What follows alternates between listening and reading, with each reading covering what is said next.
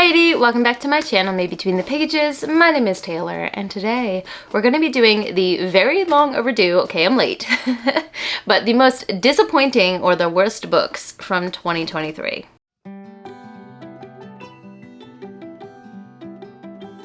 I know the end of the year content kind of time has ended, but we do what we want here. Okay, so I decided I'd still would like to make this video because it's one that I've done every year since I've had a channel, and I don't know, it's fun to be able to look back on my thoughts on books from each year, and I would just really like to have this for posterity and also just to put it out for you guys because a lot of people really seem to like this video. I only have 7 books and I read like 58 or 59 or something like that last year, so that's a really good ratio I've got going on there. I think every year I just progressively get better and better at being able to pick out something that would be for me, but obviously in these 7 cases that didn't happen. 4 of these are disappointments, so not books that I would consider to be bad in any capacity. Well, not any capacity, but not books that like upset me or made me angry or I thought were bad. Just books that really didn't match my expectations or,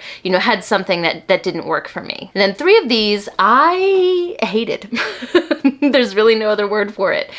So we'll start with the disappointments first. The first book I'm going to talk about here is actually an anthology of different short stories in the Skyward novella called Skyward Flight. I think there were 4 short stories in the collection, and it comes between the second book in the series? No, it comes, see, I don't even remember. I think it comes, some of them come between the second and the third book in the series, and then one of them comes between the third and the fourth book, I think.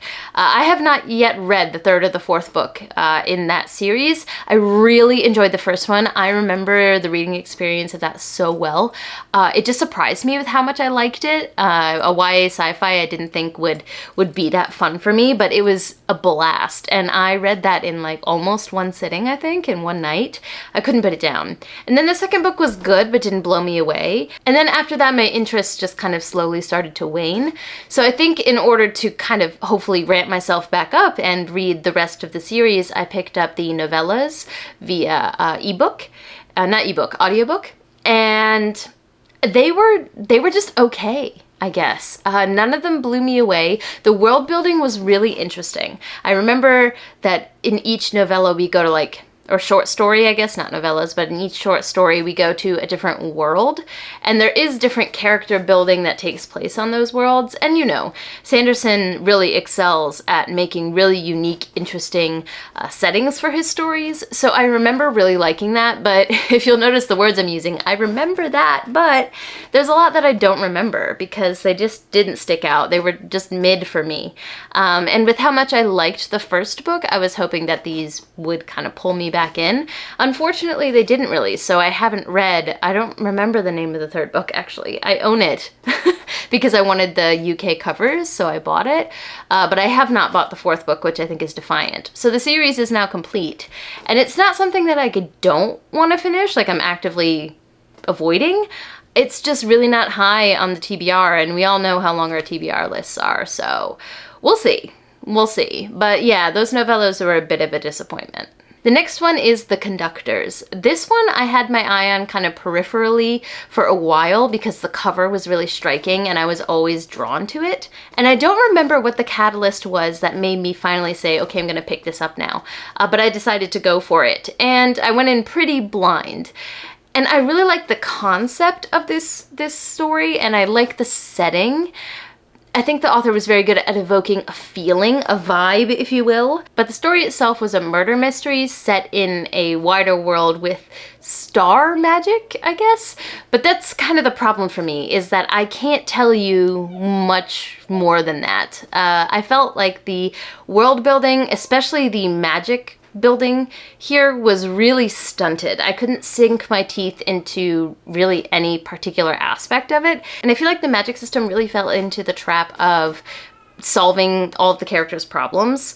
The characters never felt like they were actually in any danger, there were any stakes to the story, because whenever such situation would arise, of course, a new magic ability rears its head, and that magic can solve the situation.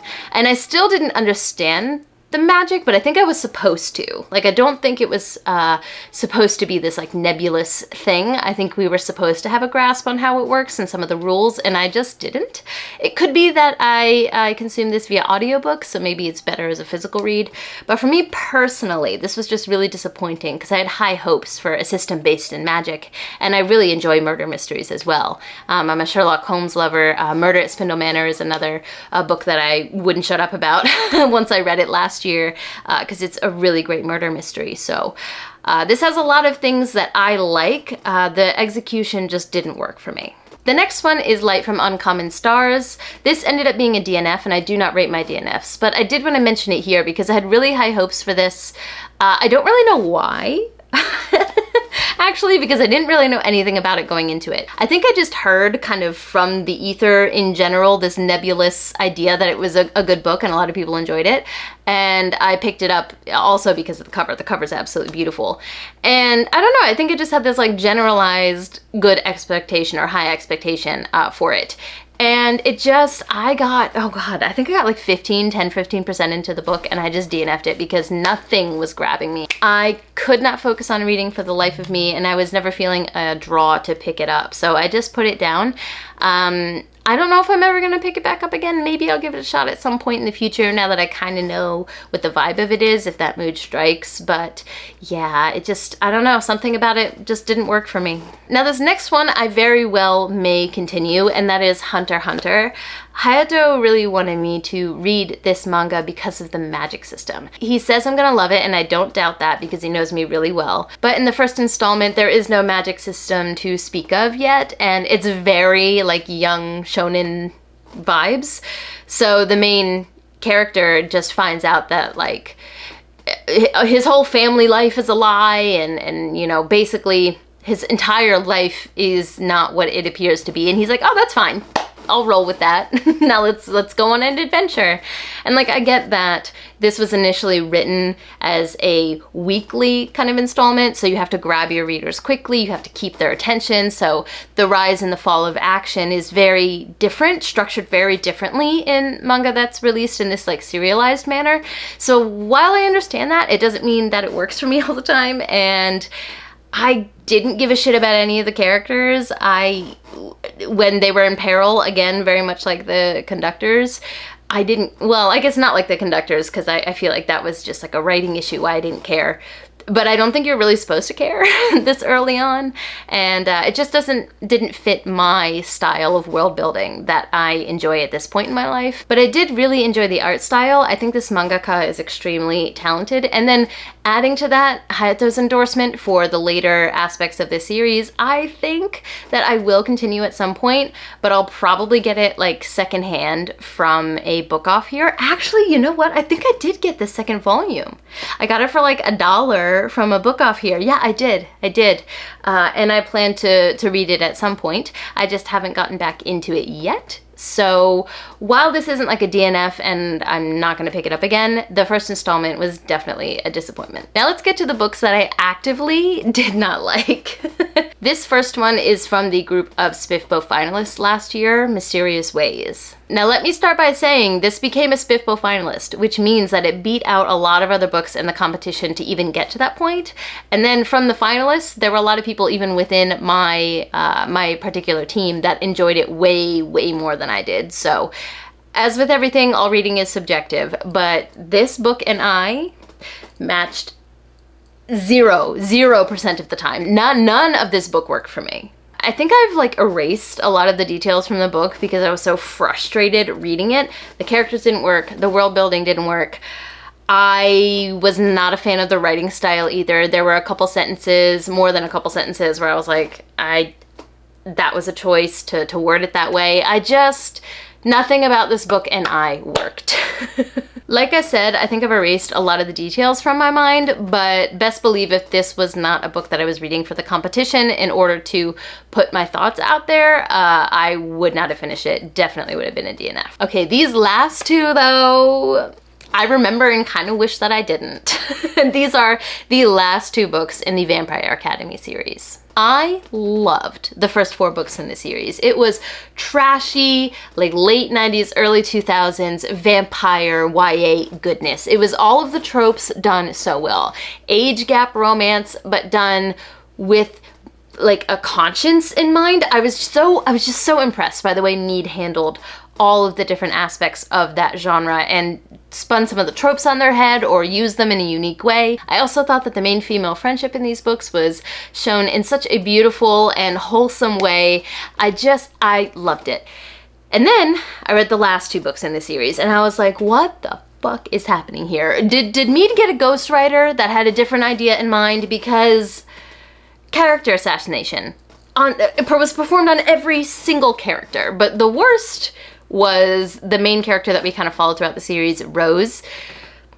She was always like this brash, you know, kind of rubs you the wrong way character, but what I liked about it is she was checked by those around her. It wasn't like, yes, this is how you should live your life, kids, you know? She would make some dumbass, rash decision, and then there would be consequences for that. And then her friends would be like, yeah, you probably shouldn't have made that decision. She's like, yeah, I probably shouldn't have done that. You know, Mead knew who she was writing and handled it really, really well.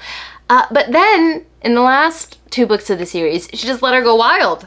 And all of her worst impulses became her personality. There was nothing else to her. And there's a love triangle in this book, which, I mean, you can't even call it a love triangle. It was just a love story plus one poor sod who you knew was never, ever, ever, ever in a million years gonna be picked. And the way that she treated said poor sod, it was abusive. And even the one that she ends up being with, she ignored all of the boundaries that these 2 men put out for her. Completely ignored them, said, I'm gonna do it my way and you're gonna like it. And the problem is, she really kind of does get her way in the end. And I was like, this is awful. This is extreme emotional abuse. And is no one seeing this? Is it just me? Because a lot of the reviews I saw were like, these are great finishing touches to the end of the story. I'm like, no, this is awful. And then on top of that, the first 4 books did a really good job of expanding the world little by little, adding parts of world building that made sense piecemeal, you know, on top of each other. I thought that Mead did an amazing job, but I think she world built herself into a corner and didn't know how to handle all of these new interesting elements she put in, because the last 2 books were plot holes. Not even plot holes, they were plot chasms in the last 2 books of the series. Like it wasn't even suspension of disbelief at that point. It was just forgetting that any internal consistency should be there because it wasn't in order to enjoy the world. And I couldn't have been more disappointed, really, because I thought this was gonna be one of those, like I said, quintessential younger YA vampire fantasies that I could wholeheartedly recommend and say, this holds up, it's trashy, but it's fun and it does what it does well. After these last 2 books, I can't in good conscience do that. I can tell people read the first book and you know, see if you can treat that as a standalone, and if you can, you know, just enjoy it for what it is. But it's like, once you get to the 4th book in the series, you can't tell people not to finish it. And I don't want you to finish it.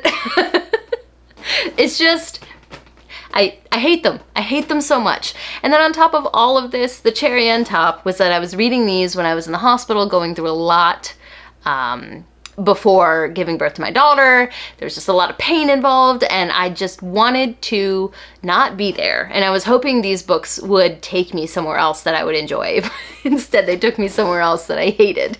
So I think that really adds to the sour memory I have of these books. But yeah, I don't like them. I don't like them even a little bit. On that super positive, happy note, let me know in the comments down below what your most disappointing or your least favorite books from this last year were. Were there any that surprised you, that you thought they were gonna be an all-time favorite and then not quite? Or maybe the other way around, if you wanna go positive, a book that you thought that you really wouldn't enjoy and then you ended up loving. We'd love to chat. I would also like to quickly mention at the end here, in case you haven't seen some of my more recent videos, I have launched a Patreon, and I am so touched and just delighted that people have an interest enough to join. There's quite a few people that have already joined, and I am just so excited for this community that I get to build. So I will have the link to the Patreon and the announcement video, which has all of the details about it, in the description down below. They will always be in the description going forward.